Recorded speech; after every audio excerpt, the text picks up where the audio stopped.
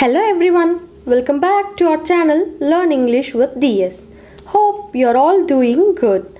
We are back with yet another useful video.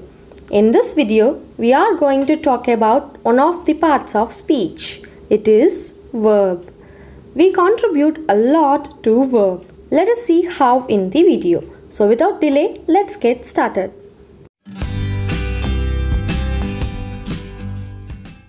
First, what is a verb? I have already told you that we contribute a lot to verbs. Yes, because verbs are the actions done by us. Verbs are words that express actions. Verbs can be divided into two types: action verbs and helping verbs. Action verbs are the main verbs which denote the actions. They can be transitive or intransitive.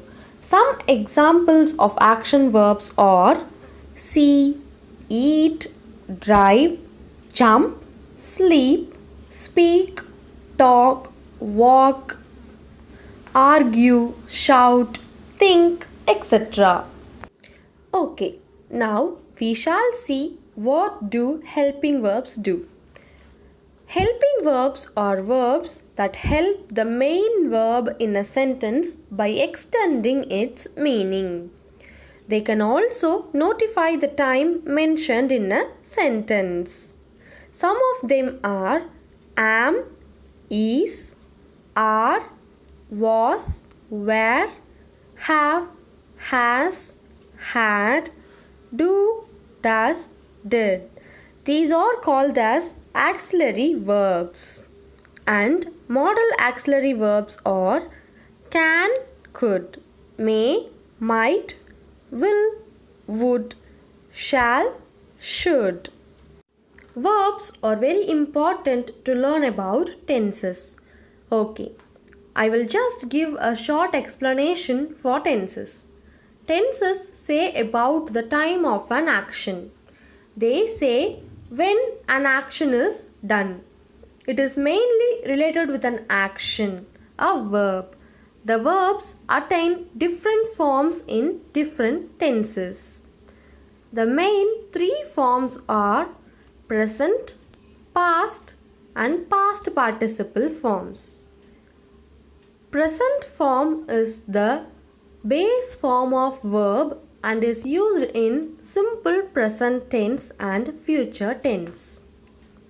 Past form of verb is used in simple past tense. Past participle form of verb is used in perfect tenses and in passive voice. We will give you some examples. See, saw, seen. The present form is see. That is base form. The past form of the verb see is saw. The past participle form is seen. Some more examples are walk, walked, walked, write, wrote, written, cancel, cancelled, cancelled. And importantly, modal auxiliary verbs do not undergo changes. Now, in these examples, you might have noticed the difference in the form of verbs. Some verbs have the same past and past participle forms, while some verbs occur differently in all the three forms. Those verbs are called as regular and irregular verbs. Regular verbs will be consistent in both past and past participle forms. They are formed by adding ed in the end. But some verbs will form their past and past participle by adding d. Some examples are dance, danced, danced, paint, painted, painted, work, worked, worked, play, played, played. These verbs form their past and past participle forms by adding ed or d. These verbs are called as regular verbs.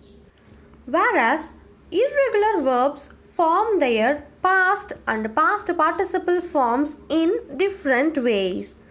Irregular verbs can be divided into three types. First, verbs in which all the three forms are same. That is, present, past and past participle forms of these verbs will be same. For example, put, put, put. In all the three forms, the verb put exists same. Cut, cut, cut.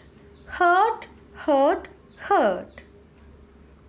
And the second type is verbs in which two of the three forms are the same. That is, past and past participle forms will be same. But you could not confuse this with regular verbs because regular verbs are formed by adding ed, but these verbs do not have ed form. For example, sit, sat, sat. In this, past and past participle forms are same.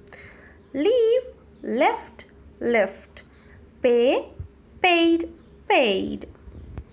The last type is verbs in which all the three forms are different. For example, drink, drank, drunk. Know, knew, known. Wake, woke, woken. Draw, drew, drawn. And adding to this, verbs have another form also, that is present participle. It is nothing but verbs occur by adding ing with them. For example, writing, playing, sleeping, running, reading, learning, etc. This form is used in continuous and perfect continuous tenses. And you might have heard the terms strong and weak verbs. The differentiation between a strong verb and a weak verb is based on how the past tense of the verb is formed. Strong verbs are mostly the irregular verbs. They are called as strong verbs because they form their past form by changing the vowels on their own. For example, give, gave, get, got, wake, woke, drink, drank. While weak verbs are mostly the regular verbs. They form the past form by adding ed or d to the base form or present form. For example, cross, crossed, ruin, ruined, gain, gained, call, called, experience, experienced. Action verbs are also known as main verbs. They can be transitive or intransitive. So now it's time to learn what are transitive and intransitive verbs. They can be differentiated based on whether they need an object to give complete meaning. A transitive verb is a verb that requires an object to receive the action. For example, Sarah borrowed the physics book from Leah. It is wrong to say Sarah borrowed from Leah. It is necessary to say what Sarah borrowed. That is, it is necessary to give an object near the verb borrowed. Otherwise, it does not give the complete meaning. A transitive verb can have direct and indirect objects. For example, Rahman gave the gift to his sister, or you can say as Rahman gave his sister a gift. In this sentence, there are two objects. One is direct object, the other is indirect object. Direct object answers the question What? What did Rahman give? Rahman gave the gift. So the gift is the direct object. Indirect object answers the question to whom. Whom did Rahman give the gift to? Rahman gave the gift to his sister. So his sister is the indirect object. An intransitive verb does not take an object. There may be other information after the verb. For example, I sat on the bench. The baby was crying. We talked for hours.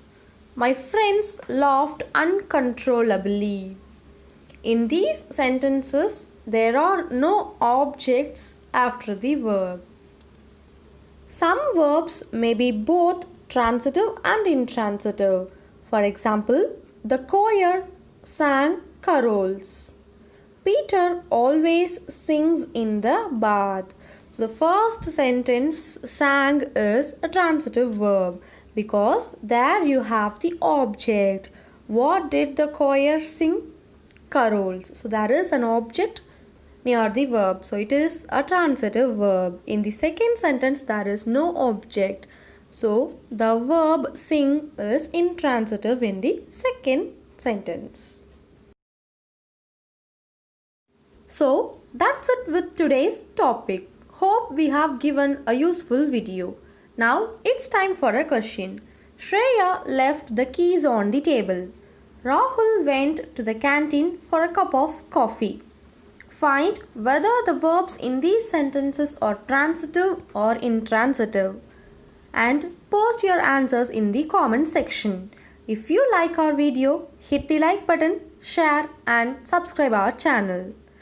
Meet you all in another interesting video. Until then, stay safe, stay connected. Bye.